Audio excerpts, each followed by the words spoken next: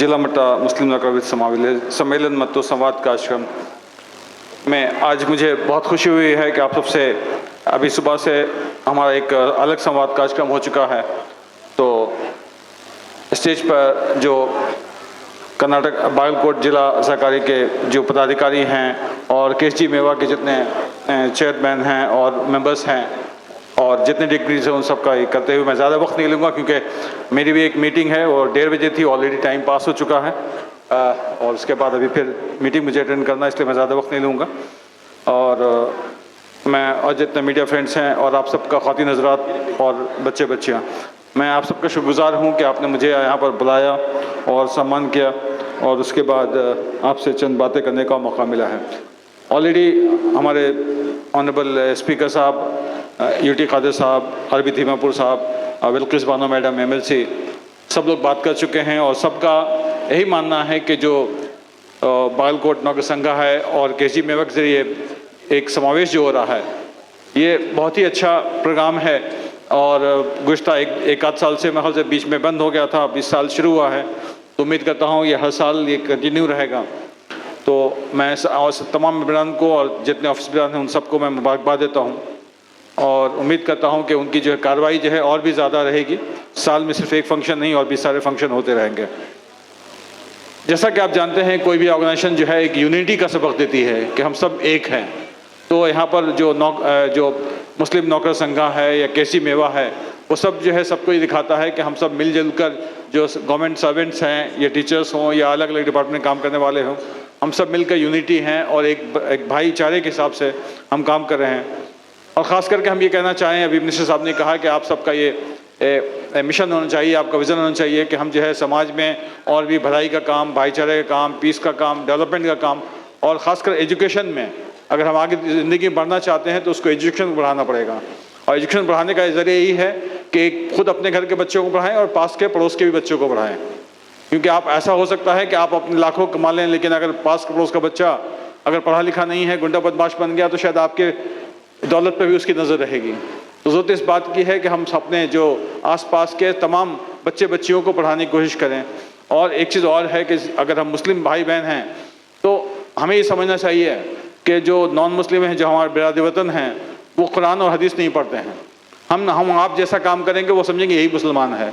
अगर एक मुसलमान शराब पीता है तो वे कहेंगे मुस्लिम शराब भी पीता है, कुरान में भी होगा, नौज़ुबिल्लाह। तो मैं ही कहना चाहता हूँ कि हम लोग जो है एक मुस्लिम गवर्नमेंट सर्वेंट के हिसाब से, एक टीचर के हिसाब से हमारी जिम्मेदारी है कि हम खुद अपने जो इलाके में हैं, जिस भी डिपार्टमेंट में काम कर रहे हैं, उससे जो है अच्छा काम करें। मैं साफ कहना चाहता हूँ, मैंने देखा है कि बहुत सी जगह मुझे शिकायत मिलती है कि फ़लाने मैं BO ऑफिस में गया, यहाँ पर वहाँ BDO ऑफिस में गया या फ़लाने ऑफिस में गया, फ़लाने ने काम नहीं किया, हमारे भाई बंदा था लेकिन उसने हमारी बात नहीं सुनी। तो ये नहीं होना चाहिए। तो जैसे कहावत है कि चैरिटी बिगिंस एट होम। तो आप जहाँ पर भी हैं, जिस डिपार्टमेंट में भी हैं, आपकी कोशिश होनी चाहिए कि जो आपके भाई बंद हैं, जो गरीब गुरबा हैं, जो भी आ रहा है बिला लिहाज मज़हब मिल्लत, जो भी हैं, आप उनको आकर उनको अच्छा काम करें तो वो कहेंगे कि ये रहीम साहब हैं, ये करीम साहब हैं, रहमान साहब हैं, वो अच्छा काम करते हैं, एक मुस्लिम हैं, बहुत अच्छे इंसान हैं और एक मुल्क के अच्छे शहरी हैं। तो यही मौका है कि हम अपनी जो है अपना इंट्रोडक्शन जो है हम सब लोगों से कर सकते हैं। तो और ये जो है मैं ही कहना चाहूँगा, अभी सुबह मैंने कहा है सौदागर साहब से और केएसजी मेवा के सलीम हंचीमंद साहब, उनको भी कहता हूँ कि हमारे बच्चों को सही से गाइडेंस दीजिए बचपन से, 6-7 स्टैंडर्ड से। उनका ये मिशन होना चाहिए कि हर एक ज़िला में इस तरह के कैरियर गाइडेंस प्रोग्राम हो। हमारे सारे बच्चों को एक ढंग से उनको किस लाइन पे जाना है, किस नहज पे जाना है, कैसे तालीम हासिल करना है, क्योंकि हम सिर्फ एक शोबे में नहीं रह सकते हैं। हमारे मान लीजिए कर्नाटका है, मुश्किल से आप अगर IAS ऑफिसर गिनेंगे तो उंगली पे गिन सकते हैं। हमारे इतने 30-32 ज़िला हैं, उसमें से 1 या 2 ज़िला में कहीं भी कोई मुस्लिम SP नहीं है। एक सिर्फ हासन में सुजीदा सलमान, वो भी केरला से आई हैं। कर्नाटका कोई अभी उस SP में डिस्ट्रिक्ट में कोई भी नहीं है। तो मैं ही कहना चाहूँगा कि हमें ज़रूरत है इस बात की है कि हमें हर एक फील्ड में, चाहे IAS हो, IPS हो, आपको जजेस हों, एडवोकेट हों, जर्नलिज्म में हों, इवन पॉलिटिकल लीडर्स जैसे बिल्किस बानो को आपने देखा, उस तरह से हमारी भी नुमाइंदगी होनी चाहिए। तभी हम इस मुल्क में जो हमारा पहले कंट्रीब्यूशन रहा है वो कंट्रीब्यूशन आगे भी रहेगा। वो कब रहेगा? जब हम इक्वल भागीदार रहेंगे। एक वर्ड होता है जिसमें हम ये नहीं कहता कि इक्वल रहेंगे, हमारी समाज में इक्विटी होनी चाहिए, भागीदारी होनी चाहिए। तो उसको कब कर सकते हैं? जब हम हर एक बंदा जो है अपनी ताकत के हिसाब से काम करें। तो मैं ही आप सबसे कहूँगा, मैं तमाम एम्प्लॉइज एसोसिएशन से और मेंबर से कहूँगा कि हर जगह आप अपने आप जहाँ पे हैं डिपार्टमेंट में हैं वहाँ पर अच्छा काम करें, और भी जो गरीब गुरबा हैं, जो मुस्तहिक हैं, क्योंकि कर्नाटका आपको लकी है कि बहुत सारी स्कीम हैं, लेकिन उसका मेरा मानना है कि उस स्कीम जो है मुस्तहिक तक नहीं पहुँच पा रही है। बहुत से लोग ज़रूरतमंद तलबा हैं, उनको इन्फॉर्मेशन नहीं है। आप इन्फॉर्मेशन दीजिए, उनका एप्लीकेशन भरवाइए। हमारी बहुत सारी मसाजिद हैं, वक्फ बोर्ड की मसाजिद, उनके ज़रिए आप ऐलान कीजिए कि भाई हमारा एडमिशन हो रहा है, फ़लानी नौकरी की नोटिफिकेशन आया है। हम 5 वक्त हम नमाज 5 घंटे मस्जिद इस्तेमाल करते हैं, 24 घंटा खाली रहती है। हम दूसरे काम क्यों नहीं कर सकते? वहाँ हम बच्चों को एक स्टडी सेंटर बना सकते हैं। हर एक मस्जिद में एक बच्चियों के अलग एक स्टडी सेंटर बना दें, क्योंकि हमारे घर में माहौल वैसा नहीं होता है, बच्चे पढ़ने का माहौल नहीं होता है। अगर एक स्टडी सेंटर है, एक लाइब्रेरी है हर एक मोहल्ले में, हर एक मस्जिद में, तो वहाँ बच्चे जाके पढ़ सकते हैं, उनको एक अच्छा माहौल मिलेगा। और जब बच्चे दूसरे को देखते हैं कि वो बच्चा पढ़ रहा है तो मैं भी पढ़ूंगा, कोई छोटी मोटी कमी है एक दूसरे समझ सकते हैं, तो उसको हमारी कोशिश होनी चाहिए कि इस तरह का काम हम करें। तो मुझे लगता है जो गवर्नमेंट की स्कीम है, क्योंकि इतने स्कॉलरशिप हैं, आपको IAS IPS की ट्रेनिंग के लिए गवर्नमेंट स्पॉन्सर करती है। बहुत सारे मैं बच्चों को जानता हूं जो गवर्नमेंट की ट्रेनिंग लेकर IAS भी बने हैं, IPS भी बने हैं, और केस भी बने हैं, तहसीलदार बने हैं। तो इस तरह से सारी स्कीम मौजूद है, लेकिन उसको स्कीम हासिल करने का ज़रिया यही है कि आप सब मिलकर न सिर्फ खुद जानें बल्कि दूसरों को भी बताएं।